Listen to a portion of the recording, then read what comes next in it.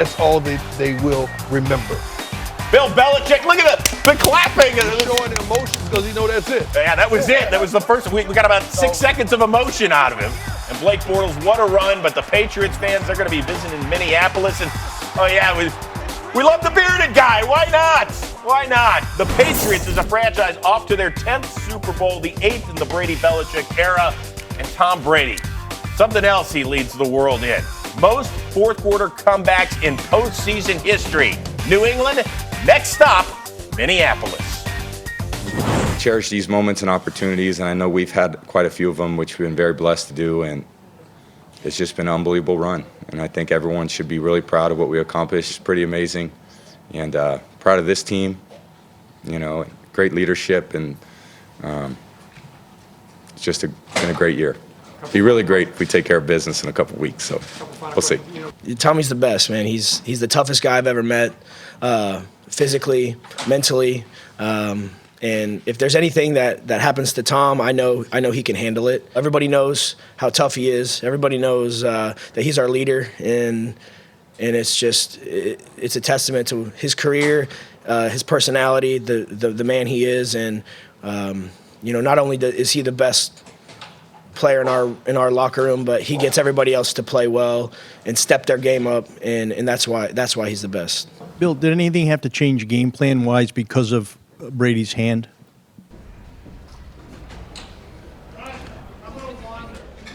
Not that I'm aware of, Bob. Can you just speak to the resourcefulness of Tom dealing with something like that midweek and then coming out and playing a huge game like that?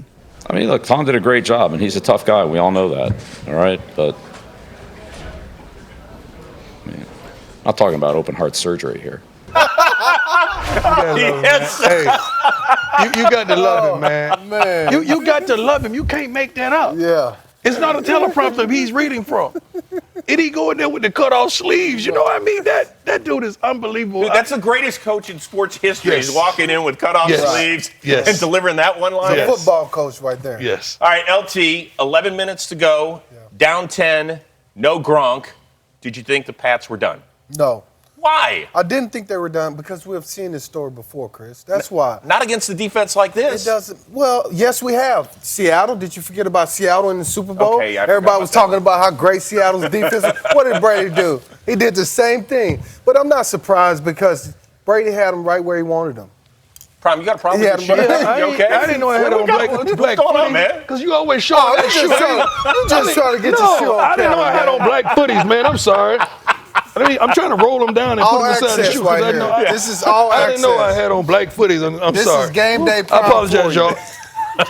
Dion, were you surprised? At what? I'm sorry, I got a lost straw. Surprised at what? Were you surprised that the Patriots came back against this defense now because no Gronk? The Patriots never feel as though they're out of the game. But did you? No, because Brady. I always tell my friends, never pick against Brady. Ask anybody who knows me, don't pick against Brady. You're never out of it. It's a reason why the head coach is arguably the greatest ever in any sports organization or franchise. The offensive coordinator is up for a head coaching job. The defensive coordinator is up for the head coaching job.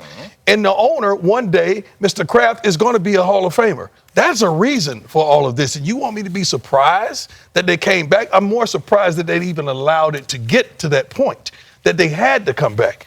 And here's the other thing. The second half, the Jaguars defense wasn't getting to Brady like they were in the first half. Second half, he had time to throw the football. And we say it all the time, as long as you give Brady time, he's going to find a way to pick you apart. Here's the reason I say this. Once Gronk's out of the game, there's not one wide receiver on that team, although they've got some good ones, that you would say is in the top 20 in the league. Okay? No. There's not. No. Yeah. No, they don't. Come on. Who?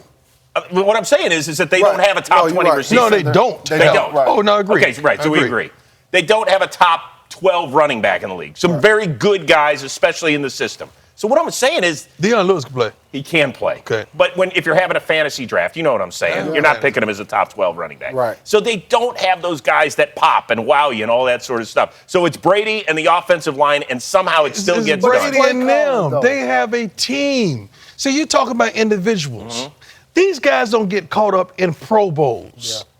These guys get caught up in Super Bowls. That's a great quote, by the way. That's Belichickian. Send that to me. But this is real. That's who they are. Everybody, James Harrison, you're going to hear from him a little later, but they all buy into this Patriot way. And it's a certain way they do things and a certain way they prepare. It's a certain way they articulate themselves. It's a certain way they go about their job. It's a certain way they play the game. They don't do stupid stuff on the field. You rarely see them 15 yards unsportsmanlike conduct, stupid things. You barely see that. Like even that fumble today, you never. They're well coached. Yeah, They're well coached. And schematically, what did they do? They started to attack Jacksonville down the field. Got some penalties, some nice yardage through penalties, took advantage of it. Yep. But also what we saw is them attacking the middle part of Jacksonville's defense. 15 yards down the field to Hogan, guys like that. What is that? That took the place of what Gronkowski would have been. This game didn't scare me. You know why the game didn't scare me? Because those corners are dogs. Jacksonville has the best tandem this year. I know my guys in Denver put it down, and I love both of those guys. But these guys have the best tandem, 2 all-pro cornerbacks. Yeah. But they play inside the numbers. Tom Brady plays inside the numbers. Yeah, that's where the game was played.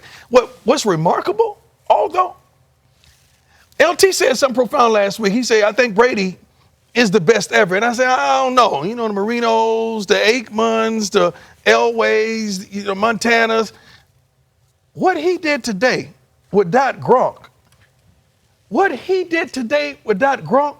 was simply incredible. To me, that performance today catapulted him up to being the best that ever did it. In the meantime, let's applaud the Jacksonville Jaguars. They went from a 3-13 season to the cusp of a Super Bowl appearance, came up just a little shy. You guys are upset. It's not what anybody expected, outside of, or contrary to popular belief. That room fully expected to win this game. I think everybody's shocked, disappointed, upset, whatever you want to call it, that we didn't. Obviously, a lot of people were surprised by what happened this year, but nobody in that locker room was. Our bar was set.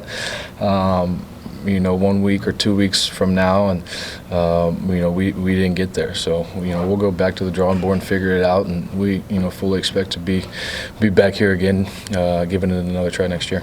It's tough. Outside of, God forbid, someone passing away that you feel close to. This is probably as close to pain that you'll have. This is the pain that you deal with when you lose football games. Something that we've got to deal with, and it hurts, and it stays with you for a long time.